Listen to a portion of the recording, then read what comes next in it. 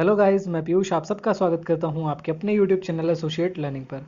आज का ये वीडियो काफ़ी डिमांडिंग वीडियो है क्योंकि बहुत दिनों से काफ़ी दोस्तों का मैसेज आ रहा था कि सर आपने किस तरीके से प्रिपरेशन की है, हमें भी बता दीजिए जिससे हम भी अपनी प्रिपरेशन को अच्छे से कर सकें। तो उसी कड़ी में आज मैं यूजीसी नेट पेपर 1 के लिए स्ट्रेटजी लेकर के आया हूँ कि किस तरीके से आपको प्रिपरेशन करनी चाहिए और डिटेल सिलेबस का एनालिसिस भी मैं करने वाला हूँ, जिससे आप सबको हेल्प मिलेगी कि आप कहाँ से पढ़ सकते हैं, कैसे चीज़ों को तैयार कर सकते हैं, क्या केवीएस मैदान ही हमारे लिए सफिशिएंट है पेपर 1 के लिए या और भी कोई बुक्स हमें ज़रूरत पड़ेंगी। तो चलिए इस वीडियो को आगे बढ़ाते हुए हम शुरू करते हैं। एसोसिएट फैमिली की तरफ से आप सबके लिए एक वेलकम नोट है, आप सब इसे ज़रूर पढ़ें। तो हम अपनी वीडियो पे आगे बढ़ते हैं, चलिए। सबसे पहले किसी भी एग्ज़ाम को तैयार करने के लिए हमें कुछ चीज़ों की ज़रूरत होती है, जैसे हमें उस एग्ज़ाम का पैटर्न पता होना चाहिए कि किस पैटर्न पे कोई एग्ज़ाम हो रहा है। दूसरा, हमारे पास सिलेबस होना बहुत ज़रूरी है कि कोई भी एग्ज़ाम हो रहा है तो उस एग्ज़ाम में उस एग्ज़ाम का क्या दायरा है। जो सिलेबस होता है वो हमारा दायरा निश्चित करता है कि इस एग्ज़ाम में ये सारी चीज़ें पूछी जाएंगी, और पैटर्न हमें ये बताता है कि किस चीज़ को किस तरीके से कितना डीप तक जा करके हमें पढ़ना है। तो हम सबसे पहले पेपर के पैटर्न को देखने का प्रयास करते हैं कि पेपर का पैटर्न है क्या। तो यूजीसी नेट के लिए दो पेपर होते हैं, पेपर 1 और पेपर 2। ठीक है, दो पेपर होते हैं, पेपर 1 होता है और पेपर 2 होता है। पेपर 1 जो होता है ये जनरल पेपर होता है, ये सभी के लिए सेम होता है, चाहे वो किसी भी सब्जेक्ट का स्टूडेंट हो। और पेपर 2 जो होता है वो हमारा जो भी हमने सब्जेक्ट सेलेक्ट किया है उसी के लिए होता है। मोस्टली ये वही सब्जेक्ट होता है जो हम पीजी में ले करके, जिससे हमने पीजी किया होता है। ठीक है, पेपर 1 की अगर बात करें तो पेपर 1 जनरल एप्टीट्यूड का पेपर है। इसमें 50 क्वेश्चंस आते हैं और 100 मार्क्स के ये क्वेश्चंस होते हैं, यानी कि हर क्वेश्चन 2 मार्क्स का होता है। पेपर 2 की अगर बात करें तो पेपर 2 सब्जेक्टिव पेपर होता है, यानी कि वो सब्जेक्ट जो हमारा सब्जेक्ट है उस पेपर में 100 क्वेश्चन आते हैं। 100 क्वेश्चन आते हैं और ये कितने नंबर के होते हैं? 200 नंबर के होते हैं। यहाँ यानी कि यहाँ पर भी एक क्वेश्चन कितने मार्क्स का है? 2 मार्क्स का है। तो टोटल क्वेश्चंस हो जाते हैं 150 और टोटल मार्क्स हो जाते हैं 300। तो टोटल क्वेश्चंस कितने हो गए? 150 क्वेश्चंस हो गए और कितने मार्क्स के हो गए? 300 मार्क्स के क्वेश्चंस हो गए। 50 क्वेश्चन पेपर 1 में आते हैं 100 मार्क्स के, और 100 क्वेश्चंस पेपर 2 में आते हैं 200 मार्क्स के, जो टोटल मिलाकर के बना देते हैं 300 मार्क्स। ठीक है, आगे देखते हैं। पेपर 1 की अगर बात करें तो पेपर 1 में हमारी 10 यूनिट्स होती हैं, जिसमें से पहली यूनिट हमारी टीचिंग एप्टीट्यूड की होती है, दूसरी यूनिट रिसर्च एप्टीट्यूड की है, तीसरी यूनिट कॉम्प्रीहेंशन की है, चौथी यूनिट हमारी कम्युनिकेशन की है, पांचवी मैथमेटिकल रीजनिंग एंड एप्टीट्यूड की है। इन सारी यूनिट्स का सिलेबस देखने की कोशिश करेंगे आगे कि क्या क्या सिलेबस इसमें आता है, क्या क्या इसमें पूछा जाता है, कितने डीप तक हमें इसे पढ़ना है। तो आगे की स्लाइड्स में हम इन सब चीज़ों को भी देखेंगे। ठीक है, इसके अलावा लॉजिकल रीजनिंग आती है, डेटा इंटरप्रिटेशन आता है, इंफॉर्मेशन एंड कम्युनिकेशन टेक्नोलॉजी आती है, पीपल डेवलपमेंट एंड एनवायरनमेंट आता है और हायर एजुकेशन सिस्टम आता है। सबसे पहले हमें ये पता भी होना चाहिए कि ये यूनिट्स आखिर में क्यों आती हैं।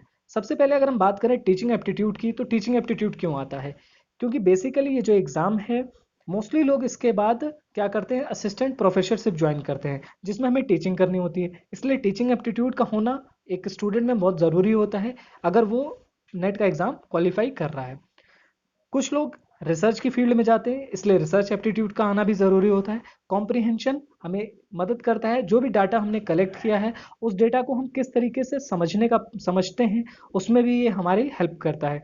कम्युनिकेशन, किसी भी चीज़ के लिए कम्युनिकेशन अपने आप में बहुत इंपॉर्टेंट होता है, इसलिए ये यूनिट भी इसका हिस्सा हो जाती है। मैथमेटिकल रीजनिंग की अगर बात करें तो मैथमेटिकल रीजनिंग इस सिलेबस का पार्ट क्यों है?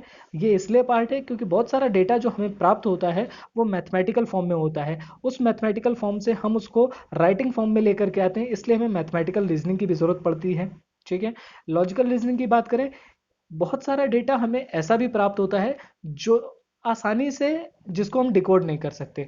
उसे डिकोड करने के लिए हमें लॉजिक्स लगाने पड़ते हैं। तो ये लॉजिक किस तरीके से लगाए जाएंगे, इसलिए हमें लॉजिकल रीजनिंग पढ़नी पड़ती है। डेटा इंटरप्रिटेशन में हम डेटा को अरेंज करना सीखते हैं, डेटा हमने कैसे प्राप्त करना है वो हम सीखते हैं, डेटा का हम यूज़ कहाँ पे करेंगे हम वो सीखते हैं, इसलिए डेटा इंटरप्रिटेशन ज़रूरी हो जाता है। आईसीटी क्यों ज़रूरी है, इंफॉर्मेशन एंड कम्युनिकेशन टेक्नोलॉजी क्यों ज़रूरी है? क्योंकि आज का युग टेक्नोलॉजी का युग है। इसीलिए क्या होता है, इंफॉर्मेशन कम्युनिकेशन टेक्नोलॉजी बहुत ही इंपॉर्टेंट हो जाता है, क्योंकि मोस्टली जो हमें डेटा प्राप्त होता है उस डेटा की मदद से हम बहुत सारे काम जो करते हैं वो कंप्यूटर बेस्ड करते हैं, इसलिए हमें हमारे लिए कम्युनिकेशन टेक्नोलॉजी या इंफॉर्मेशन कम्युनिकेशन टेक्नोलॉजी काफ़ी यूज़फुल हो जाती है। पीपल डेवलपमेंट एंड एनवायरनमेंट, ये यूनिट को इसमें शामिल क्यों किया गया है? इसका बहुत बड़ा रीज़न ये है कि हम कोई भी रिसर्च कर रहे हैं, कोई भी रिसर्च हो रही है, वो सिर्फ और सिर्फ मानवता की भलाई के लिए हो रही है। और जब हम मानवता की बात करते हैं तो उस मानवता में लोग आते हैं, ठीक है, लोगों का विकास आता है और एनवायरनमेंट आता है, ठीक है, क्योंकि अगर एनवायरनमेंट नहीं होगा तो हम सब, हमारा होना भी बेकार ही है। इसलिए क्या होता है कि हम पीपल डेवलपमेंट और एनवायरनमेंट को इसमें देखते हैं। हायर एजुकेशन सिस्टम की बात करें तो हायर एजुकेशन सिस्टम इसका पार्ट क्यों है? क्योंकि जो ये रिसर्च है या जो भी हम रिसर्च करने जा रहे हैं या हम जो हायर क्लासेस में पढ़ाएंगे तो वो सब हायर एजुकेशन का पार्ट है, इसलिए हम इस पूरे सिस्टम को भी पढ़ते हैं। ठीक है, अब हम आगे देखते हैं, एक एक टॉपिक को देखने का प्रयास करेंगे कि एक एक यूनिट में क्या क्या पूछा जाता है। ठीक है, चलिए, सबसे पहली यूनिट आती है टीचिंग एप्टीट्यूड की। टीचिंग एप्टीट्यूड की पहली यूनिट का जो पहला पॉइंट है वो ये है कि टीचिंग कॉन्सेप्ट्स पूछे जाते हैं कि क्या टीचिंग कॉन्सेप्ट्स हैं। ठीक है, ऑब्जेक्टिव्स पूछे जाते हैं, टीचिंग के हमारे क्या ऑब्जेक्टिव्स होते हैं, लेवल्स ऑफ टीचिंग पूछे जाती है, हम किस लेवल पर जाकर टीचिंग करते हैं, यानी कि मेमोरी लेवल की टीचिंग होती है, यानी सिर्फ हम मेमोरी मेमोरी की बात करते हैं। अंडरस्टैंडिंग लेवल की टीचिंग होती है जिसमें हम अंडरस्टैंड कराने की बात करते हैं। और रिफ्लेक्टिव लेवल की टीचिंग होती है जिसमें हम ये देखते हैं कि जो हमने सिखाया है बच्चे को क्या वो पलट कर हमारे पास वापस आ रहा है या नहीं, क्या वो बताने में वो चीज़ सक्षम है जो हमने उसे सिखाई है। ठीक है, और इसके बाद आता है characteristics and basic requirements. Teaching की क्या करेक्टरिस्टिक्स हैं और टीचिंग में क्या बेसिक रिक्वायरमेंट्स हैं। जैसे अगर हम पढ़ा रहे हैं, जैसे आज मैं ऑनलाइन पढ़ा रहा हूँ, तो इसके लिए मुझे क्या चाहिए, एक स्टाइलस की ज़रूरत है, एक स्लाइड की ज़रूरत है, पीपीटी के लिए पीपीटी बनाने की ज़रूरत है, मोबाइल की ज़रूरत है, लैपटॉप की ज़रूरत है। तो ये बेसिक एमिनिटीज़ होती हैं। उसी तरीके से टीचिंग को करने के लिए क्या बेसिक रिक्वायरमेंट्स हैं, वो सब भी हमें पता होना चाहिए। इसके साथ साथ लर्नर की क्या करेक्टरिस्टिक्स होनी चाहिए वो हमें इसके अंदर पढ़ना है। Characteristics of adolescent and adult learner, adolescent और एडल्ट लर्नर भी हमें पढ़ना है, एडोलेसेंट क्या होते हैं और एडल्ट क्या होते हैं, दोनों में डिफरेंस भी हमें देखना है। ठीक है, तो ये सारी चीज़ें भी हमें देखनी है और ये 4 लेवल पे देखनी है। पहला लेवल है एकेडमिक लेवल, हमें एकेडमिक लेवल पे देखना है कि एडोलेसेंट जो है वो एडल्ट लर्नर से किस तरीके से डिफरेंट होते हैं, सोशल लेवल पे वो किस तरीके से अलग होते हैं, इमोशनल लेवल में किस तरीके से अलग होते हैं, कॉग्निटिव लेवल में वो किस तरीके से अलग होते हैं। इसके बाद इंडिविजुअल डिफरेंसेस आते हैं। इंडिविजुअल डिफरेंसेस क्या होते हैं? इस दुनिया में अगर हर व्यक्ति एक जैसा होता तो ये दुनिया काफ़ी बोरिंग हो जाती, इसलिए शायद भगवान ने सबको अलग अलग बनाया। इसी ही हम कहते हैं इंडिविजुअल डिफरेंसेस। हर व्यक्ति का एक दूसरे से अलग होना, चाहे वो मेंटल लेवल पे हो सकता है, वो फिजिकल लेवल पे हो सकता है। ठीक है, तो अलग अलग लेवल पर जो एक व्यक्ति का दूसरे से अलग होना है, इसी को हम इंडिविजुअल डिफरेंसेस कहते हैं। अगला आ जाता है factors affecting teaching related to teachers. ऐसे कौन से फैक्टर्स हैं जो अफेक्ट करते हैं टीचिंग को, जिसमें से एक आता है हमारा टीचर। इस पूरे प्रोसेस में कई स्तंभ होते हैं जिसमें से टीचर एक स्तंभ होता है इस पूरी प्रक्रिया का। ठीक है, अगर टीचर नहीं होगा तो हमारी टीचिंग कहीं ना कहीं अफेक्ट होती है, इसलिए टीचर के बारे में हम पढ़ते हैं। लर्नर को हम देखते हैं, लर्नर का क्या इफेक्ट पड़ता है टीचिंग पर, यानी कि इस पूरे प्रोसेस का सेंटर कौन होता है, स्टूडेंट होता है। आज का जो टाइम है वो स्टूडेंट सेंटर्ड एजुकेशन का टाइम है, इस वजह से जो लर्नर है वो सेंटर में आ गया है। इसलिए लर्नर का होना बहुत ज़रूरी है। ठीक है, टीचर अगर नहीं भी होगा तब भी लर्निंग कराई जा सकती है, लेकिन अगर लर्नर ही नहीं होगा तो हम किसे पढ़ाएंगे और क्या कौन सीखेगा। ठीक है, इसके अलावा सपोर्ट मटेरियल, वही जो बेसिक रिक्वायरमेंट है उसी तरीके का सपोर्ट मटेरियल होता है। सपोर्ट मटेरियल हर वो चीज़ जो हमें हेल्प करती है किसी चीज़ को करने के लिए। ठीक है, इंस्ट्रक्शनल फैसिलिटीज़ क्या होती हैं, हम वो भी इसमें पढ़ना है। इसके अलावा learning environment and institution, learning environment क्या होता है, किस तरीके का एनवायरनमेंट हमें होना चाहिए, किस तरीके का एनवायरनमेंट हमें स्टूडेंट को देना चाहिए जिससे वो ज़्यादा से ज़्यादा टीचिंग और लर्निंग कर सके। ठीक है, इंस्टीट्यूशंस कौन कौन से होते हैं, जैसे फॉर्मल इंस्टीट्यूशंस होते हैं, इनफॉर्मल इंस्टीट्यूशंस होते हैं, जहाँ पर टीचिंग कराई जाती है और बच्चे अलग अलग तरीके से सीखते हैं। आगे देखते हैं, अगला आता है methods of teaching, methods of teaching in institutions of higher learning.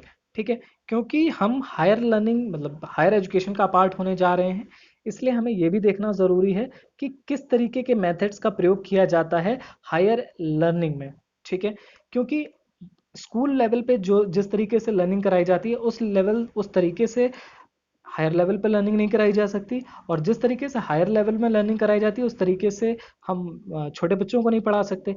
इसलिए हमें बहुत ज़्यादा ध्यान रखना होता है इस चीज़ का कि हम कौन से मेथड्स का प्रयोग करते हैं हायर एजुकेशन में। इसलिए हम सबसे पहले ये देखते हैं कि हायर एजुकेशन में किस मेथड्स का प्रयोग किया जाता है। Teacher centred versus learner centred method. ठीक है, कुछ मेथड्स ऐसे होते हैं जो टीचर सेंटर्ड होते हैं, कुछ मेथड्स ऐसे होते हैं जो लर्नर सेंटर्ड होते हैं। अगर हम बात करें प्रोजेक्ट मेथड, ठीक है, प्रोजेक्ट मेथड हमने बच्चों को दे दिया कि प्रोजेक्ट करके लाना, तो ये मेथड कैसा है, ये स्टूडेंट सेंटर्ड मेथड है। क्यों? क्योंकि बच्चे उसको खुद कर रहे हैं, बच्चे उसमें खुद पार्टिसिपेट कर रहे हैं, तो बच्चे खुद ही सीखेंगे कि उन्होंने क्या किया, कैसे किया। ठीक है, और इससे उनकी लर्निंग क्या होती है, स्ट्रांग हो जाती है। तो ये एक लर्नर सेंटर्ड मेथड है। जबकि टीचर सेंटर्ड मेथड्स की अगर बात करें तो जैसे लेक्चर मेथड है वो एक तरीके से टीचर सेंटर्ड मेथड है। क्यों? सारे स्टूडेंट्स बैठे होते हैं, टीचर आते हैं, लेक्चर देते हैं, और उनका मेथड जैसे ही लेक्चर कंप्लीट होता है तो वो पूरा कंप्लीट हो जाता है। तो ये कुछ टीचर सेंटर्ड मेथड होते हैं, कुछ लर्नर सेंटर्ड मेथड होते हैं, तो हमें इन्हें भी पढ़ना ज़रूरी है। ठीक है, इसके अलावा ऑफलाइन वर्सेस ऑनलाइन मेथड्स। आज का युग टेक्नोलॉजी का युग है, सभी जानते हैं। मोस्टली बहुत सारे टीचर्स, बहुत सारे लोग ऑनलाइन पढ़ाने लगे हैं, इसलिए ये अपने आप में इम्पोर्टेंस गेन करता चला जा रहा है। कौन सा मेथड? Online method. जितना ज़्यादा ये बढ़ता जाएगा उतने ही ज़्यादा इससे क्वेश्चन अराइज होते हैं। ठीक है, इन इनके जो डिफरेंस है उस पर क्वेश्चन बहुत कम आता है, लेकिन जो ऑनलाइन मेथड है जिसमें स्वयं आता है, स्वयं प्रभा आता है, मूक्स आ जाते हैं, डिफरेंट टाइप्स ऑफ मूक्स आ जाते हैं, अलग अलग कंट्रीज में जो मूक्स के फॉर्म चल रहे हैं उस पर बेस्ड क्वेश्चंस भी आ जाते हैं। तो टीचिंग एप्टीट्यूड पे जो बेसिक्स क्वेश्चन बनते हैं वो तो बेसिक बनते ही हैं, उसके अलावा जो एक्स्ट्रा क्वेश्चन बनते हैं वो सारे ऑनलाइन मेथड से ही ज़्यादातर क्वेश्चन इसी से बनते हैं। ठीक है, इसके अलावा टीचिंग सपोर्ट सिस्टम आ जाता है। कौन कौन सा सिस्टम सपोर्ट करता है टीचिंग करने में।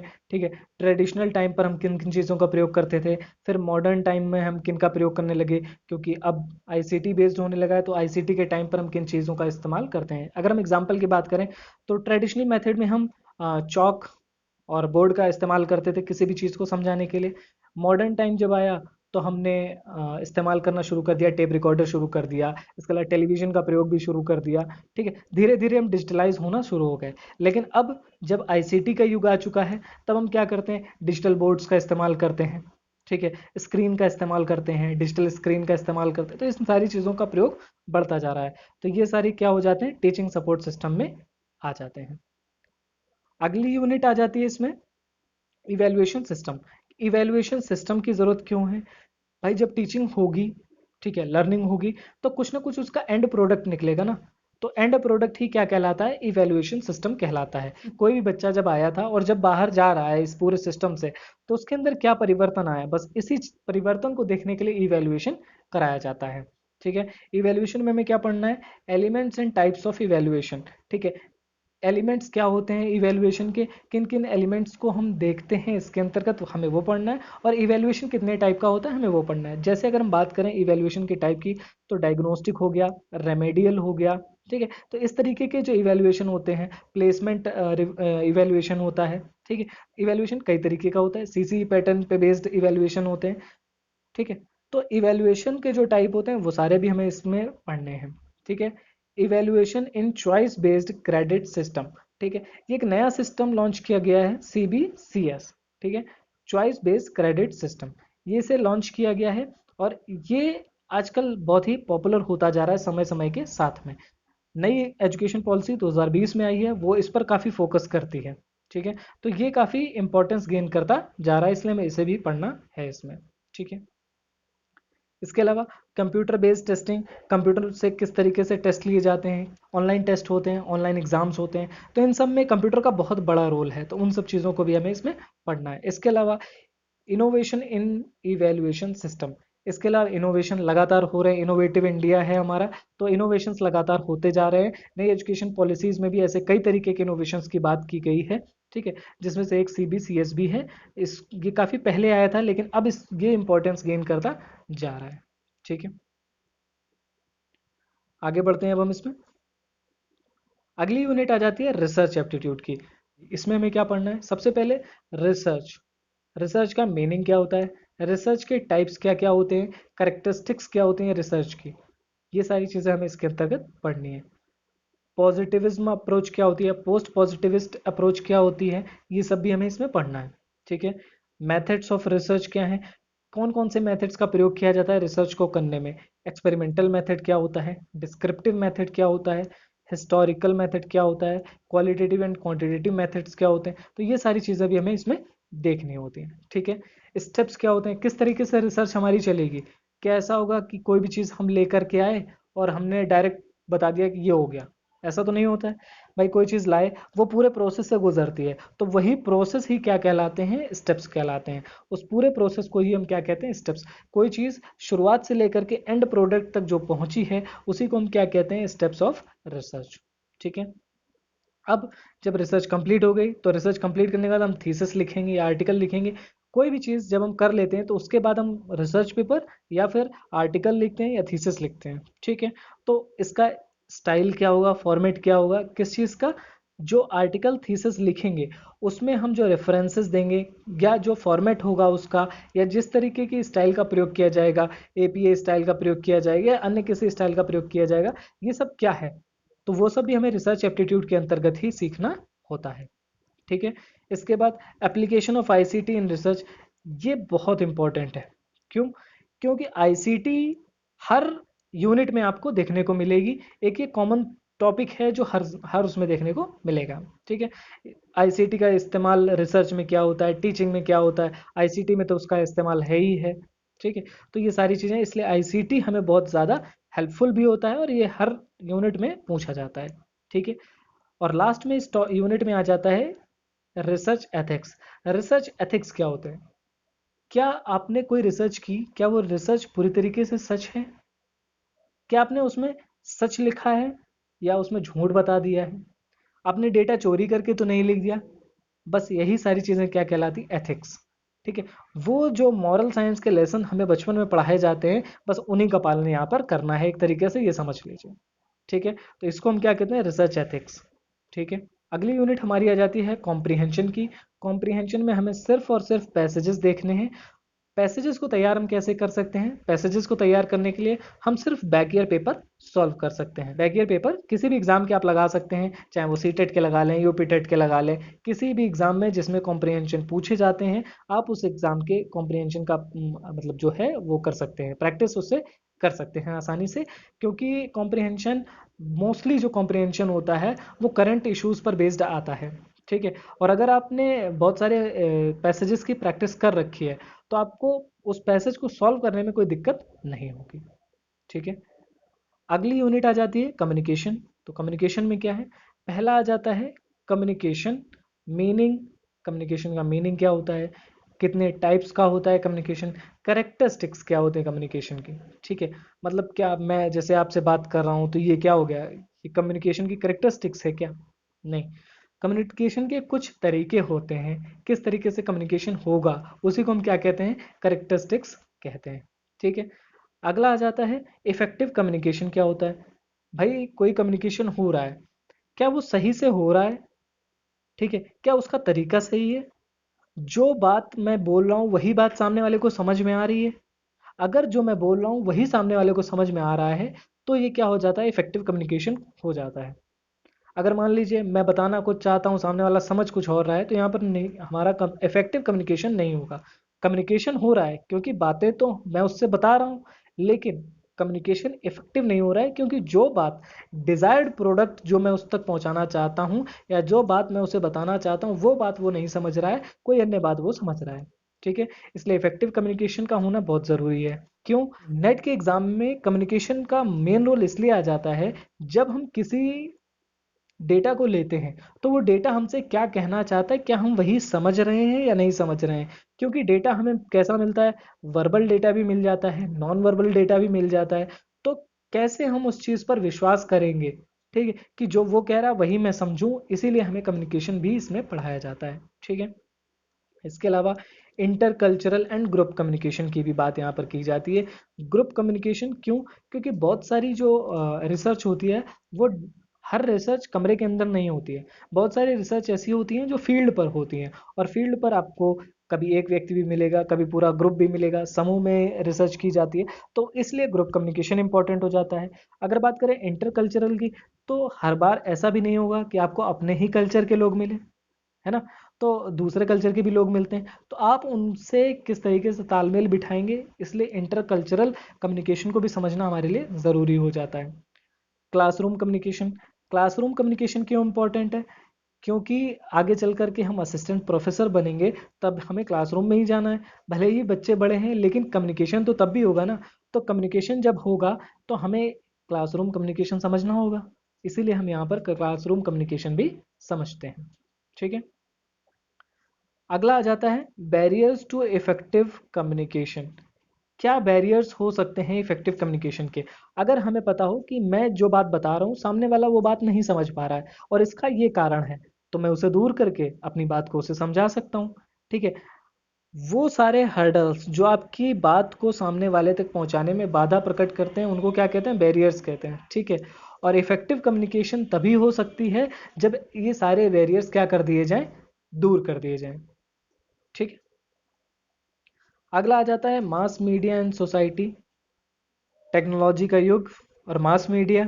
ठीक है, मास मीडिया में क्या होता है? ऐसी मीडिया जिससे हम बहुत सारे लोगों से कम्युनिकेट कर सकें, उसको हम कहते हैं मास मीडिया। ठीक है, जिसको हम आज डिजिटल मीडिया कहते हैं, वो भी मास मीडिया का एक टाइप है, लेकिन अकेले वो ही मास मीडिया नहीं है। न्यूज़पेपर भी हमारा मास मीडिया में आता है। क्यों? क्योंकि एक न्यूज़पेपर एक जगह से निकलता है और कई जगह तक जाता है। ठीक है, तो वो कई लोगों तक जाता है, इसीलिए वो क्या है? बहुत सारे लोगों को अफेक्ट करता है, इसीलिए वो मास मीडिया के अंतर्गत आता है। ठीक है, और इसके साथ साथ सोसाइटी को क्यों रखा गया है? क्योंकि मास मीडिया का इम्पैक्ट सबसे ज़्यादा किस पर पड़ता है? सोसाइटी पर। जब सोसाइटी पर इम्पैक्ट पड़ेगा तो मास मीडिया और सोसाइटी तो हमें पढ़ना ही पड़ेगा। ठीक है, तो इसलिए ये भी टॉपिक हमारे लिए इम्पोर्टेंट हो जाता है। अगला टॉपिक आता है जो, वो है हमारा मैथमेटिकल रीजनिंग एंड एप्टीट्यूड। सबसे पहले इसमें हमें देखनी होती है रीजनिंग कितने टाइप की होती है। ठीक है, रीजनिंग कैसे चलेगी, इंडक्टिव रीजनिंग होगी, डिडक्टिव रीजनिंग होगी, ये सारा भी हम इसी के अंतर्गत पढ़ते हैं। ठीक है, डेटा को कलेक्ट करना है। ठीक है, उसमें रीज़न ज़रूर लगाना होता है। जैसे जब भी हम रिसर्च करते हैं तो हम डेटा कलेक्ट करते हैं, डेटा को कलेक्ट करने के बाद उस डेटा को हमें अपनी रिसर्च में प्रयोग में लाना है या नहीं लाना है, उसके लिए हम रीजंस लगाते हैं। ठीक है, और वो रीजंस जिस बेसिस पर लगाए जाते हैं उसी को कहते हैं रीजनिंग। ठीक है, तो रीजनिंग क्या होती है? वो रीजन जो हम लगाते हैं किसी भी बात को हाँ या ना में साबित करने के लिए, उसी को हम कहते हैं रीजनिंग। और यहाँ पर हमें क्या पढ़ना है? टाइप्स ऑफ रीजनिंग पढ़नी है। ठीक, इसके अलावा मैथ्स की अगर बात करें तो मैथ्स में हम क्या क्या देख रहे हैं? यहाँ पर नंबर सीरीज देखते हैं, नंबर लिखे होंगे 1 2 3 डैश डैश करके दिया जाएगा, और लास्ट में आपको बताना होगा कि इलेवेंथ इलेवेंथ डिजिट पर कौन सा नंबर आएगा। ठीक है, तो इस तरीके की सीरीज दी जाती हैं, इससे आपकी मेंटल एबिलिटीज को चेक किया जाता है। ठीक है, लेटर सीरीज आती है जिसमें 1 2 3 की जगह पर ABCD दी जाएगी या कोई और भी पैटर्न फॉलो करता हुआ दिया जाएगा। ठीक है, कोट्स दिए जाते हैं, रिलेशनशिप के बारे में क्वेश्चंस आते हैं कि वो उनके मामा हैं, उनके मामा का भतीजा है, इस तरीके के क्वेश्चंस भी इसमें आते हैं। ये आपकी मेंटल एबिलिटीज को चेक करने के लिए दिए जाते हैं कि क्या आप वाकई रिसर्च करने लायक हैं या नहीं है। ठीक है, मैथ्स की अगर जो मैथ्स पर्टिकुलर मैथ्स की अगर बात करें तो मैथ्स एप्टीट्यूड में क्या आ जाता है? सबसे पहले आता है फ्रैक्शन, फिर आता है टाइम एंड डिस्टेंस, रेशियो आ जाता है, प्रोपोर्शन आ जाता है, परसेंटेज आ जाता है, प्रॉफिट एंड लॉस आ जाता है, इंटरेस्ट आ जाता है, डिस्काउंटिंग आ जाता है और एवरेज आ जाता है। ये सारे वो टॉपिक हैं जिसका इस्तेमाल आप करेंगे किस चीज़ के लिए? इन सब का इस्तेमाल आप अपने डेटा के लिए करेंगे। जैसे बहुत सारा जब डेटा दिया होता है तो हमें उसे फ्रैक्शंस में तोड़ना होता है, इसलिए फ्रैक्शंस का इस्तेमाल होता है। रेशियो, बहुत सारा डेटा हम रेशियोज में बनाने की कोशिश करते हैं। परसेंटेज, भाई कितने परसेंट डेटा चाहिए हमको, कितने परसेंट लोगों का डेटा है, इस तरीके से ये जो सारे टॉपिक्स होते हैं ये सारे कहीं ना कहीं आपकी जो रिसर्च है उसमें काम आने वाले होते हैं, इसीलिए ये सारे टॉपिक्स आपको दिए जाते हैं और ये सब आपको पढ़ना है। ये टॉपिक्स बहुत इजी हैं, बहुत डिफिकल्ट नहीं। अगर आपका मैथ्स बैकग्राउंड नहीं है तब भी आप इन टॉपिक्स को आसानी से आप कर सकते हैं। अगला आ जाता है हमारा लॉजिकल रीजनिंग। पूरे एग्जाम का या पूरे UGC नेट में जो 20 यूनिट्स होती हैं, पेपर 1 और पेपर 2 दोनों के मिला के, उन सब में जो मुझे सबसे पर्सनली टफ लगा वो यूनिट यही थी, लॉजिकल रीजनिंग। इसका सबसे बड़ा कारण ये है कि ये जो भी टॉपिक्स इसमें दिए हुए हैं ये आपने कहीं नहीं पढ़े हैं। ठीक है, वो रीजनिंग जो हम पढ़ते हैं ये वो नहीं है, ये उससे बिल्कुल ही अलग होती है। ठीक है, तो इसका कुछ पार्ट ऐसा होता है जो आपने सुन रखा होगा, लेकिन पढ़ा है या नहीं पढ़ा है वो अलग चीज़ है। ठीक है, मुझे ये यूनिट वाकई में खुद से टफ लगी थी, तो हो सकता है बहुत सारे लोगों को ये टफ लगे, लेकिन ये यूनिट काफ़ी इंपॉर्टेंट यूनिट हो जाती है। ठीक है, इस यूनिट में मैं आपको कुछ बेसिक और इम्पॉर्टेंट चीज़ें बता देता हूँ, अगर आप उतना तैयार कर लेते हैं तो बस ये समझ लीजिए आपका क्वेश्चन उसी में से ही आ जाएगा। ठीक है, जैसे इसमें जो understanding the structure of arguments, argument forms, structure of categorical preposition, moods and figures, formal and informal फैलेसीज, इतने सारे टॉपिक्स में जो सबसे इंपॉर्टेंट टॉपिक है वो ये है कि फॉर्मल और इनफॉर्मल फैलेसीज क्या होती हैं। आप इस टॉपिक को अच्छे से तैयार कर लें। ठीक है, इसके अलावा एक ये टॉपिक दिया हुआ है, क्लासिकल स्क्वायर ऑफ अपोजिशन। ये बहुत ही आसान टॉपिक हैं दोनों ही। ठीक है, आप बस इन दोनों टॉपिक्स को तैयार कर लें। लॉजिकल रीजनिंग का लगभग 30% हिस्सा आप तैयार कर चुके होंगे। ठीक है, डिडक्टिव और इंडक्टिव रीजनिंग हम इसको कई जगह पर पढ़ते हैं तो हमें पता तो होता है कि ये क्या होता है, लेकिन जब हम लॉजिकल रीजनिंग में इसका प्रयोग करते हैं तो थोड़ा सा वो डिफरेंट तरीके से इस्तेमाल होता है। इसलिए ये भी लर्न करना या ये भी समझना आपके लिए बहुत ही इंपॉर्टेंट हो जाता है। ठीक है, एनालॉगीज इसको आप छोड़ भी देंगे तो भी कोई फर्क नहीं पड़ता है, इससे बहुत ज़्यादा क्वेश्चंस नहीं आते हैं। ठीक है, वेन डायग्राम, वेन डायग्राम से रिलेटेड क्वेश्चंस मोस्टली पूछा जाता है। ठीक है, आगे देखते हैं। लॉजिकल रीजनिंग का अगला जो पार्ट है वो पार्ट 1 था और ये पार्ट 2 है। पार्ट 2 की अगर बात करें तो इसमें इंडियन लॉजिक्स पूछा जाता है, मीन्स ऑफ नॉलेज।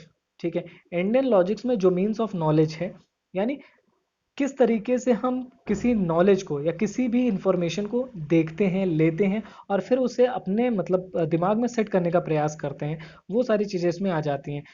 नॉलेज के कितने टाइप्स होते हैं, किस तरीके से हम नॉलेज को गेन करते हैं, वो सारा इसमें आता है। जैसे अगर हम बात करें प्रत्यक्ष की, ठीक है, भाई कोई प्रमाण हम बात करते हैं ना, मैंने ये सामने से देखा है, ठीक है, मैंने इस चीज को सामने देखा मतलब प्रत्यक्ष देखा है।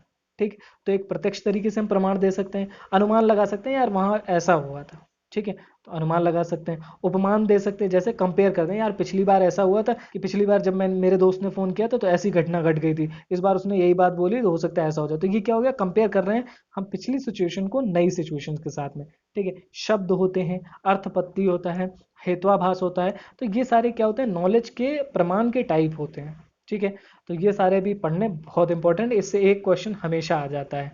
ठीक है, एक क्वेश्चन तो मोस्टली आपको देखने को मिलेगा ही, वरना दो क्वेश्चन भी आ जाते हैं। ठीक है, इसके अलावा अनुमान के अंतर्गत ये जो अनुमान पढ़ा था, अनुमान के कितने टाइप होते हैं वो भी यहाँ पे पढ़ना अपना, व्याप्ति पढ़ना है, हेतुआभास पढ़ना है, ये सारी चीज़ें भी आपको यहाँ पर पढ़नी है। और अगर लॉजिकल रीजनिंग में ये वाला पोर्शन आप तैयार कर लेते हैं तो ये मान लीजिए कि एक क्वेश्चन इधर से आ जाएगा और एक क्वेश्चन शायद उधर से आ जाएगा, तो आपका काम हो जाएगा। ठीक है, जितना मैंने बताया है लॉजिकल रीजनिंग में आप बस उतना तैयार कर लीजिए, उतने में आपके क्वेश्चंस आ जाएंगे। अगली यूनिट को अगर हम देखें तो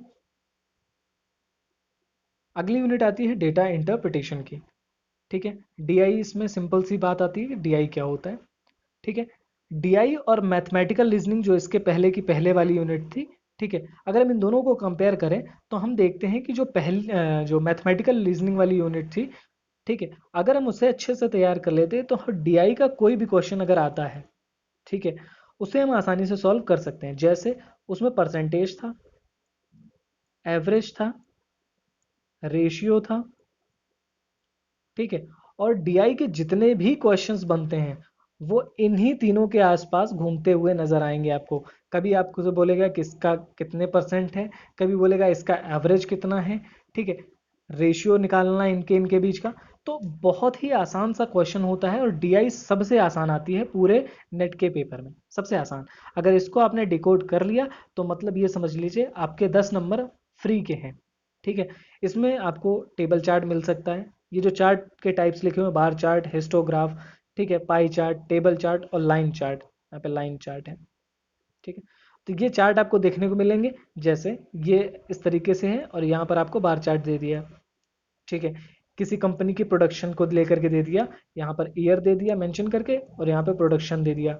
ठीक है, अब आपसे कंपैरिजन करवाएगा इस ईयर में और इस ईयर में कितना कंपैरिजन हुआ, या इस ईयर इतनी सेल हुई थी, इस ईयर इतनी सेल हुई है, तो दोनों में क्या डिफरेंस आया है। ठीक है, पहले सेल ज़्यादा हुई थी कि अब सेल ज़्यादा हुई है, इस तरीके से कंपेयर कराता हुआ आपसे पूछता है। ठीक है, तो बेसिकली क्वेश्चन सिर्फ यही बनता है, लेकिन पढ़ने के लिए आपको सारा पढ़ना पड़ेगा, सोर्सेज भी पढ़ने पड़ेंगे, एक्विजिशन, क्लासिफिकेशन।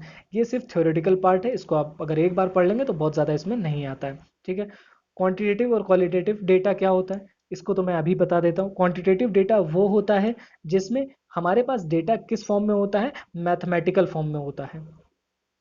ठीक है, क्वांटिटेटिव वो डेटा वो होता है जो हमारे पास क्वांटिटी के फॉर्म में होता है या मैथमेटिकल फॉर्म में होता है। ठीक है, जिसे हम आसानी से रिप्रेजेंट कर सकते हैं। क्वालिटेटिव वो डेटा वो होता है जिसे हम मैथमेटिकल फॉर्म में रिप्रेजेंट नहीं कर सकते। जैसे ग्रेड दे दिया जाए ए, बी, सी, आपका बच्चा क्लास में बहुत अच्छा है, आप ए दे दिया, ए प्लस दे दिया, और क्वालिटेटिव डेटा ये क्वालिटी बता रहा है आपका बच्चा अच्छा है। अब हम इस क्वालिटी को मार्क्स में नहीं बता सकते कि आपका बच्चा 99 अच्छा है, आपका बच्चा 98 अच्छा है, हम ये नहीं बोल सकते। इसीलिए क्या होता है, हमें क्वालिटेटिव और क्वांटिटेटिव दोनों तरीके की ज़रूरत, दोनों तरीके के डेटा की ज़रूरत होती है। ठीक है, क्वांटिटेटिव डेटा वो होता है जो हम मैथमेटिकल फॉर्म में रिप्रेजेंट कर सकते हैं, और क्वालिटेटिव डेटा वो होता है जिसे हम मैथमेटिकल फॉर्म में रिप्रेजेंट ना करके, क्वांटिटी के फॉर्म में मेंशन ना करके, इसे हम क्वालिटी के फॉर्म में रखते हैं। जैसे ग्रेड्स के फॉर्म में रखना, ठीक है, यस और नो के फॉर्म में रखना, इस तरीके से हम इस डेटा को रखते हैं। ठीक है, डेटा एंड गवर्नेंस ये भी एक थ्योरेटिकल पार्ट है। इसको और इस पहले पार्ट को और अंतिम पार्ट को, इसे आपको सिर्फ थोड़ा सा पढ़ना है। इससे क्वेश्चंस रेयरली ही बनते हैं, लेकिन पढ़ना बहुत ज़रूरी है, एक बार पढ़ जरूर लीजिएगा। अगले की अगर हम बात करें तो अगली यूनिट आती है आईसीटी। सबसे ज़्यादा इम्पोर्टेंट यूनिट है ये। क्यों? क्योंकि हर पोर्शन में आई है। अगर हम टीचिंग की बात करें तो वहाँ पे भी आईसीटी की बात हो रही थी। अगर हम रिसर्च की बात कर रहे थे तो वहाँ पे भी आईसीटी की बात हो रही थी। ठीक है, अगर हम डेटा की बात करें तो डेटा को भी जो प्रोसेस किया जाता है वो भी आजकल किस पे किया जाता है, कंप्यूटर पे किया जाता है। ठीक है, और कंप्यूटर भी किसका पार्ट हो जाता है, इंफॉर्मेशन एंड कम्युनिकेशन टेक्नोलॉजी का। इसलिए क्या होता है, आईसीटी हमारे लिए बहुत इंपॉर्टेंट हो जाती है। ठीक है, अब आईसीटी में हमें पढ़ना है क्या, सबसे पहले आईसीटी के जनरल एब्रीविएशन। जैसे एब्रीविएशन क्या होता है, ये लिखा हुआ है आईसीटी। अब यही होता है एब्रिविएटेड फॉर्म। जब हम किसी चीज़ को शॉर्ट फॉर्म में लिख देते हैं और उसे एक्सप्लेन करने को कहते हैं तो ये क्या होता है, एब्रिविएशन। ठीक है, जैसे पीडीएफ, ये क्या है, एब्रिविएटेड फॉर्म है, इसको हमें इलेबोरेट करना होता है। ठीक है, जैसे मॉडर्न, ये क्या है, ये एक एब्रिविएटेड फॉर्म है। तो हमें इस तरीके से एब्रिविएशन पढ़ने पड़ते हैं। जो भी एब्रिविएशन आईसीटी में यूज होते हैं उन सबको बेसिकली हमें पढ़ना पड़ता है। ठीक है, अगला आता है बेसिक्स ऑफ इंटरनेट। इंटरनेट क्या होता है, इंटरनेट क्या होता है, और ईमेल्स क्या होते हैं, ऑडियो वीडियो कॉन्फ्रेंसिंग क्या होती है, टेलीकम्युनिकेशन क्या होता है। अब ये इस पर भी बेस्ड क्वेश्चंस बनने लगे हैं। ठीक है, तो हमें internet, intranet, email, audio video conferencing और टेलीकम्युनिकेशन, ये सारी चीज़ें भी पढ़नी होती हैं। इसके साथ साथ डिजिटल इनिशिएटिव जो हायर एजुकेशन में लिए जा रहे हैं, हायर एजुकेशन लगातार भारत में क्या किया जा रहा है, हायर एजुकेशन को बढ़ावा दिया जा रहा है। ठीक है, हायर एजुकेशन की रीच हर बच्चे तक हो, हर गांव, हर गली, हर मोहल्ले तक पहुंचे हायर एजुकेशन। इसको लेकर के क्या किया जा रहा है, इसको डिजिटलाइज किया जा रहा है, एजुकेशन को डिजिटलाइज किया जा रहा है। अब जब एजुकेशन डिजिटलाइज हो जाएगी तो वो हर बच्चे तक पहुंचाना उसे आसान हो जाएगा। जैसे मोबाइल लगभग लगभग अब हर व्यक्ति के पास पहुंच गया, और अगर हम इस एजुकेशन को डिजिटलाइज कर देते हैं तो एजुकेशन की फील्ड में ये बहुत बड़ी क्रांति मानी जाती है। ठीक है, इसलिए क्या इनिशिएटिव लिए जा रहे हैं डिजिटल फॉर्म में हायर एजुकेशन में, वो सब हमारे लिए क्या हो जाते हैं, इम्पोर्टेंट हो जाते हैं। इसलिए हमें जितने भी इम्पोर्टेंट इनिशिएटिव लिए गए हैं वो सब पढ़ने होते हैं इसके अंतर्गत। ठीक है, आईसीटी और गवर्नेंस की अगर बात करें तो आईसीटी गवर्नेंस, जैसे डेटा और गवर्नेंस हमने पढ़ा था, वैसे आईसीटी और गवर्नेंस ये भी थ्योरेटिकल पार्ट है। इसमें भी बहुत ज़्यादा पढ़ने के लिए नहीं है, बहुत कम ही क्वेश्चंस होते हैं जो इस पर बनते हैं, लेकिन पढ़ना तो ज़रूरी है ना। वीडियो काफ़ी लंबा हो गया है, अगर आपको बोरियत हो रही हो तो थोड़ा रोक कर बाद में इसे देख लीजिएगा, लेकिन पूरा देखिएगा क्योंकि इससे आपको काफ़ी बेनिफिट मिलेगा। पहली चीज़ ये कि मैं हर एक टॉपिक को एक्सप्लेन करने की कोशिश कर रहा हूँ कि किस तरीके से आपको पढ़ना है, कहाँ से पढ़ना है, और किस किस टॉपिक पर ज़्यादा फोकस करना है। ठीक है, क्योंकि बहुत सारा सिलेबस है। ठीक है, और हर एक चीज़ को कवर करना इम्पॉसिबल सा है। ठीक है। लेकिन अगर हम ध्यान से पैटर्न को चेक करते हैं पेपर्स के, तो हम बहुत सारी चीज़ों को डिकोड कर सकते हैं। तो उसी एक्सपीरियंस के बेस पर मैं आप सबको ये बताने की कोशिश कर रहा हूँ कि आप क्या पढ़ लें ज़्यादा, और किस टॉपिक पर ज़्यादा फोकस करें, किस टॉपिक को थोड़ा कम भी पढ़ेंगे तो काम चल जाएगा। ठीक है। तो वीडियो को अंत तक ज़रूर देखें, आपको काफ़ी बेनिफिट मिलेगा। ठीक है।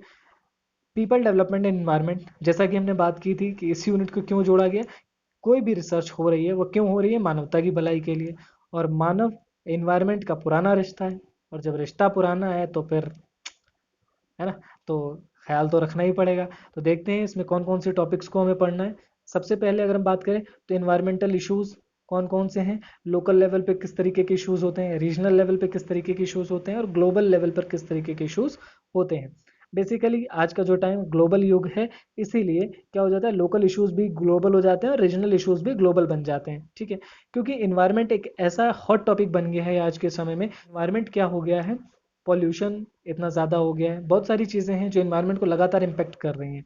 और इसलिए आज के टाइम पर बहुत सारे लोगों का ध्यान इन्वायरमेंट की तरफ है। इसलिए रिसर्च भी क्या क्या डिमांड करती है कि जो भी आप रिसर्च करें वो लोगों का भला तो करे ही साथ क्या करे, इन्वायरमेंट को भी कोई नुकसान ना होने दे। इसलिए हम क्या करते हैं, इश्यूज पढ़ने की कोशिश करते हैं। लोकल लेवल पे कौन से इश्यूज चलते हैं, रीजनल लेवल पे कौन से इश्यूज हैं जो इन्वायरमेंट पर इम्पेक्ट डालते हैं, ग्लोबल लेवल पर कौन से इश्यूज चल रहे हैं। अगर हम इन इश्यूज की बात करें, एयर पोल्यूशन जो सबसे हॉट टॉपिक रहता है। पंजाब के लोग अक्सर पराली जला देते हैं, ठीक है, जिसकी वजह से दिल्ली तक पोल्यूशन आ जाता है, तो एयर पोल्यूशन बड़ा कारण बन जाता है।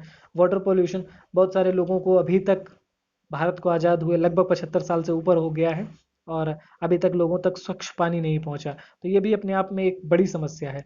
ठीक है। सॉइल पोल्यूशन हो गया, नॉइस पोल्यूशन हो गया, वेस्ट मटेरियल जैसे solid waste, liquid waste, biomedical waste, hazardous waste, electronic waste, ये सब जो वेस्ट मटेरियल आ रहा है, इससे भी जो पॉल्यूशन हो रहा है वो भी हमारे लिए एक समस्या का विषय है।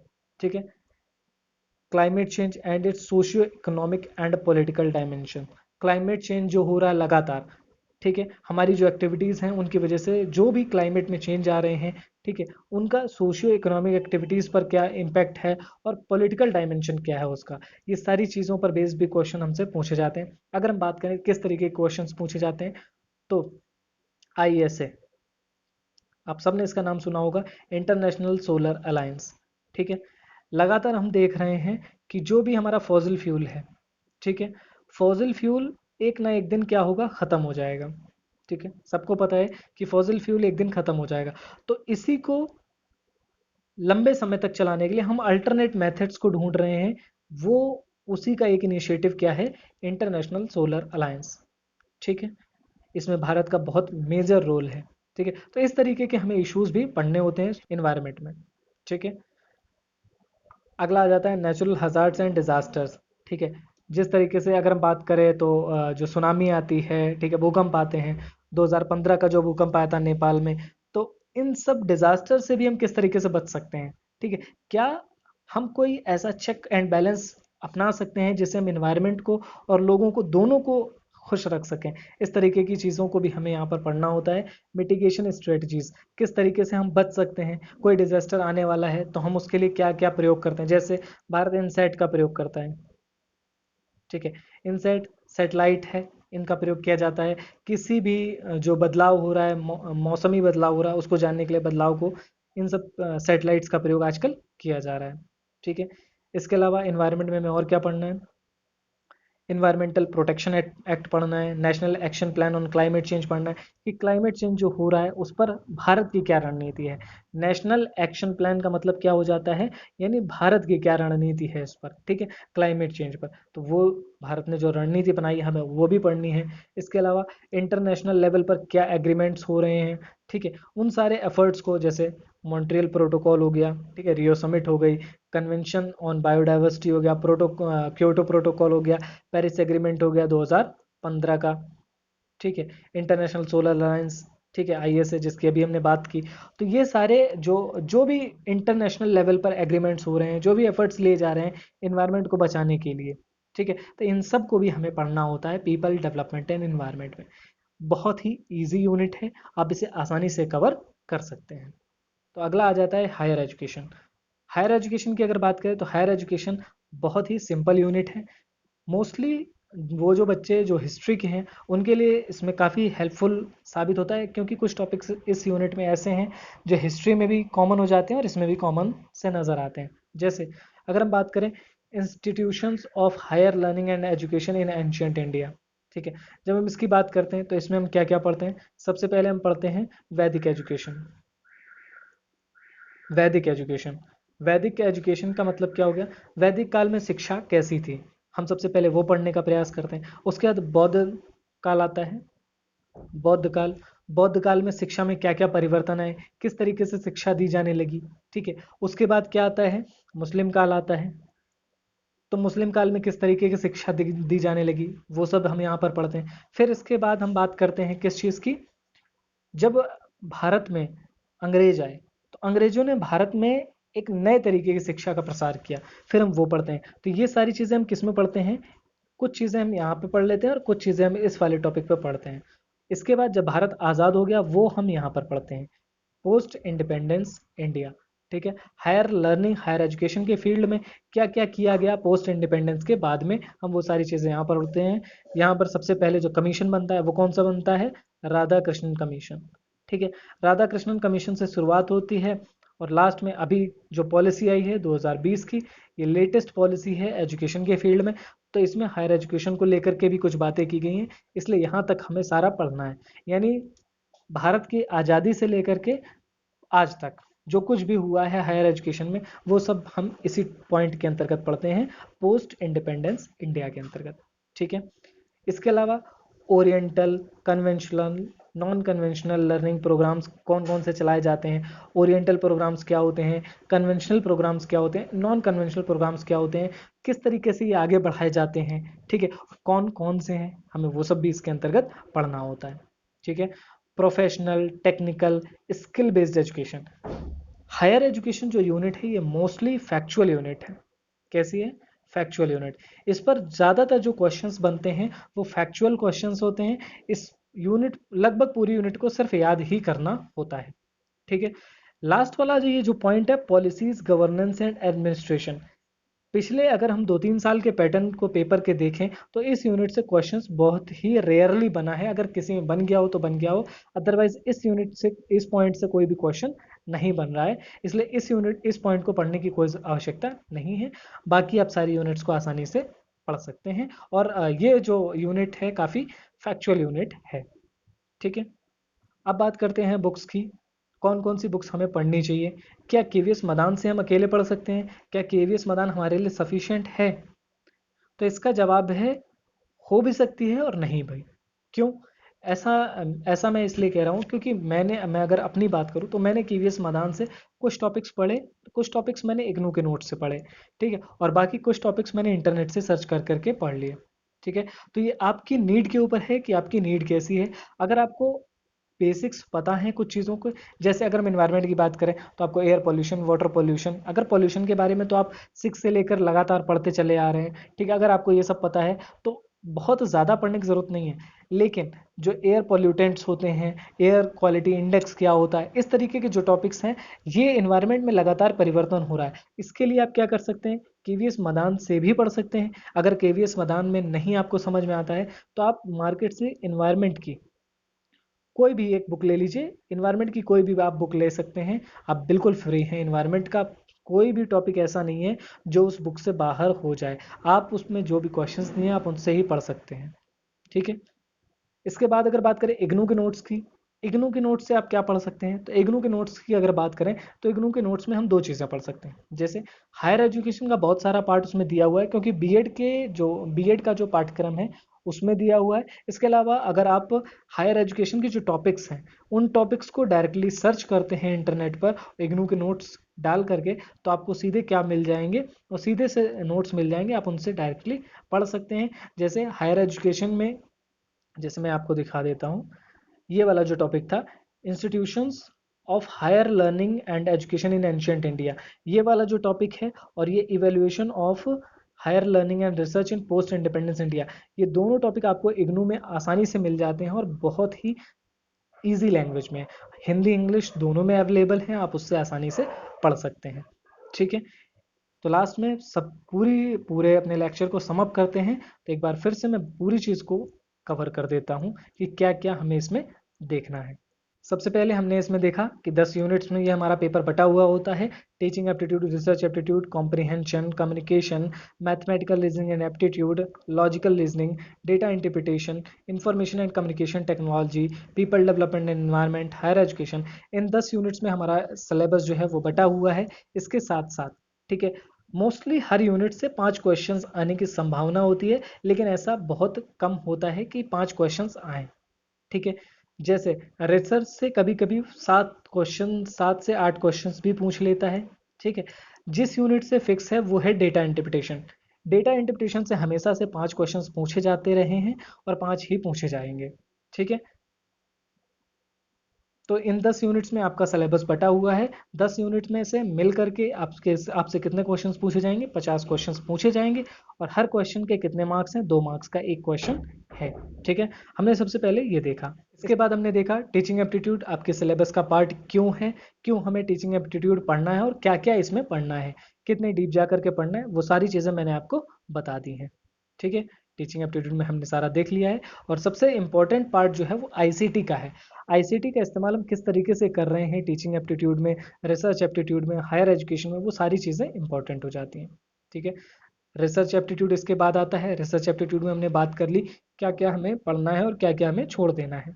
ठीक है, अगली यूनिट आ जाती है कॉम्प्रिहेंशन। कॉम्प्रिहेंशन में आपको सिर्फ क्या करना है, जो बैक ईयर के पेपर हैं उन्हें सॉल्व करना है, चाहे वो किसी भी एग्जाम के हों। सी टेट के मिल जाएं, यूपी टेट के मिल जाएं आपको, इसके अलावा नेट के मिल जाएंगे, बैंक के मिल जाएं, ठीक है, एसएससी के किसी एग्जाम के मिल जाएं।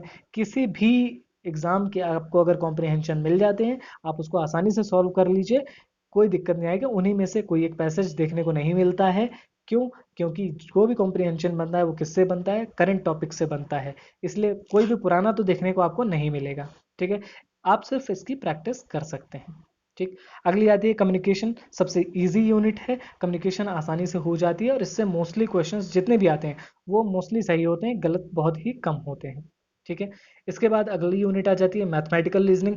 मैथमेटिकल रीजनिंग में अगर हम बात करें तो फ्रैक्शन, टाइम और distance, ratio, proportion, percentage, profit loss, interest, discounting, average, इन सब को आप अच्छे से पढ़िएगा, क्योंकि ये जो पूरा पोर्शन है ये आपको यहाँ भी हेल्प करता है। इसके अलावा आपको डीआई में हेल्प करता है। डीआई जब आप सॉल्व करेंगे तो डीआई आप आसानी से सॉल्व कर सकते हैं इसकी मदद से। अगर ये यूनिट तैयार हो गई तो आपकी डीआई भी लगभग 90% तैयार हो जाती है। कुछ 10% बचती है, वो आपको प्रैक्टिस से आएगी। ठीक है, अगली यूनिट आ जाती है लॉजिकल रीजनिंग, जो सबसे टफ यूनिट मानी जाती है, लेकिन इसमें भी मैंने आपको बताया है कि क्या क्या पढ़ना है। सबसे पहले जो फॉर्मल एंड इनफॉर्मल फैलेसीज हैं इसको आप अच्छे से तैयार कर लीजिएगा। क्लासिकल स्क्वायर ऑफ अपोजिशन बहुत ही ईजी टॉपिक है, सबसे ईजी वाला यही है। ठीक है, इस पूरी यूनिट में सबसे ईजी क्या है? क्लासिकल स्क्वायर ऑफ अपोजिशन है। इससे एक आधा क्वेश्चन पूछ लेते हैं। ठीक है, इसके अलावा इस यूनिट में इंडक्टिव एंड डिडक्टिव रीजनिंग आ जाती है, ये भी इंपॉर्टेंट है। ठीक है, वेन डायग्राम, वेन डायग्राम पूछता भी है और नहीं भी पूछ लेता है, इसलिए आपको पढ़ना जरूरी है। आपको पता होना चाहिए कि क्या क्या इसमें आ जाता है। ठीक है, इसके बाद हम आगे बढ़ते हैं तो हम देखते हैं लॉजिकल रीजनिंग में अगला पार्ट जो आता है वो आता है इंडियन लॉजिक्स का। ठीक है, सबसे टफ पार्ट यही माना जाता है। क्यों? क्योंकि ये पार्ट हमने इसके पहले कहीं भी नहीं पढ़ा है, ना ही हमारे स्कूल एजुकेशन में पढ़ा है, ना ही हमारी कॉलेज एजुकेशन में पढ़ा है, इसलिए ये पार्ट हमें सबसे टफ लगता है। लेकिन अगर हम इसे अच्छे से कर लेते हैं तो इससे एक दो क्वेश्चंस हमेशा फंसते हैं। ठीक है, जैसे अगर मैं अपनी बात करूं तो मेरे में शायद प्रत्यक्ष का या अनुमान में से, इन दोनों में से ही किसी एक का क्वेश्चन आया था, या अनुमान का आया हो या प्रत्यक्ष का आया हो। ठीक है, इन दोनों में से ही क्वेश्चन आ गया था। ठीक है, तो इसे आपको अच्छे से पढ़ना पड़ेगा और पीछे जो मैंने 3-4 टॉपिक्स बताए हैं आप बस उतना पढ़ लेंगे, लॉजिकल रीजनिंग आपकी तैयार हो जाएगी। आगे देखते हैं डीआई। डीआई अगर आपने मैथमेटिकल रीजनिंग वाला पोर्शन तैयार कर लिया तो डीआई का बहुत सारा तैयार ही हो जाता है। लगभग लगभग सिर्फ दो चीज़ें बच जाती हैं जो थ्योरेटिकल हैं, एक ये source acquisition classification of data, और डेटा एंड गवर्नेंस। बस इन दोनों को आपको पढ़ना पड़ेगा और ये थ्योरेटिकल पार्ट है। इसमें आपको बहुत ज़्यादा रटना नहीं है, क्योंकि इससे थ्योरेटिकल क्वेश्चन एक दो बन जाते हैं कभी कभार किसी किसी एग्जाम में, हर एग्जाम में आए ऐसा ज़रूरी भी नहीं है। ठीक है, अगला आ जाता है, अगली यूनिट आ जाती है आईसीटी। अपने आप में बहुत इंपॉर्टेंट है, सबसे ज़्यादा इंपॉर्टेंट। एब्रीविएशन, एक आधा एब्रीविएशन भी पूछा जा सकता है। इंटरनेट, इंट्रानेट, ईमेल, ये सारी चीज़ें भी इंपॉर्टेंट हो जाती हैं। ठीक है। तो बेसिक सी यूनिट है, बहुत ज़्यादा इसमें भी नहीं पढ़ना है। इसके बाद आ जाता है people development environment. People development environment में बहुत सारी चीज़ें मैंने आपको बता दी, क्या क्या पढ़ना है, क्या क्या छोड़ना है। ठीक है। सबसे ज़्यादा इंपॉर्टेंट एमडीजीज और एसडीजीज हैं। एमडीजी और एसडीजी यानी मिलेनियम डेवलपमेंट गोल्स और सस्टेनेबल डेवलपमेंट गोल्स, इसको तो आप बिल्कुल भी छोड़ नहीं सकते, बहुत इंपॉर्टेंट, एक क्वेश्चन हमेशा इससे पूछा जाता है। ठीक है। बाकी जो यूनिट बच जाती है उस पूरे यूनिट में से हो सकता है कोई इनिशिएटिव पूछ लें, ऐसा इनिशिएटिव, कैसा इनिशिएटिव जो इंटरनेशनल लेवल पर लिया गया है। ठीक है। या फिर कुछ ऐसा पूछ सकते हैं जैसे इन्वायरमेंट प्रोटेक्शन एक्ट से रिलेटेड। ठीक है। जो भी हमारे इंटरनेशनल कन्वेंशंस हो रहे हैं, इंटरनेशनल एग्रीमेंट्स हो रहे हैं, उससे रिलेटेड चीज़ें भी पूछी जा सकती हैं। ठीक है। इसके बाद आ जाता है हायर एजुकेशन। हायर एजुकेशन भी बहुत आसान यूनिट है, इसे भी आप आसानी से कर लेंगे, इसमें कोई भी लोड लेने की ज़रूरत नहीं है। ठीक है। और ये वाली जो यूनिट है, लास्ट यूनिट, लास्ट जो पॉइंट है इसका, ये आपको पढ़ने की आवश्यकता नहीं है क्योंकि इससे क्वेश्चंस नहीं पूछे जा रहे हैं। ठीक है। अगर आपके पास केवीएस मैदान है तो आप उसको भी रेफरेंस बुक के तौर पर यूज़ कर सकते हैं। अगर आप और ज़्यादा पढ़ना चाहते हैं, आप चाहते हैं कि आपके 80 प्लस मार्क्स आएँ, तो केवीएस मैदान को आप एक रेफरेंस बुक के तौर पर यूज़ करें। इसके साथ साथ जो अन्य बुक्स आती हैं, जो हेल्पिंग बुक्स हो गई, जैसे इन्वायरमेंट के लिए आप कोई भी बुक मार्केट से ले सकते हैं, हायर एजुकेशन के लिए इग्नू के नोट्स आप ले सकते हैं। ठीक है। इस तरीके की बहुत सारी छोटी-छोटी अगर आप मेहनत कर सकते हैं तो आप ले लीजिए। अगर नहीं ज़्यादा पढ़ने के इच्छुक हैं तो आप केवीएस मैदान ले लीजिए, सफिशिएंट आपके 70 से 75 नंबर तक इसी से ही आ जाएंगे। ठीक है। एक बात मैं यहाँ और कहना चाहता हूँ कि सबसे पहली चीज़ आपको ये याद रखनी है कि बहुत ही सिंपल एग्ज़ाम है अगर आप इसको सिंपल मान के करेंगे, और बहुत ही टफ एग्ज़ाम है अगर आप इसको बहुत टफ मान के करेंगे। ठीक है। इसलिए ज़्यादा लोड दिमाग पर ना लेते हुए इजी तरीके से मेहनत करते चले जाइए, आसानी से आपका हो जाएगा। ठीक है। ये सिर्फ एक क्वालिफाइंग एग्ज़ाम है और इसके लिए आपको बहुत ज़्यादा लोड नहीं लेना है। ठीक है। Stay connected with us. That's all from my side. Thank you.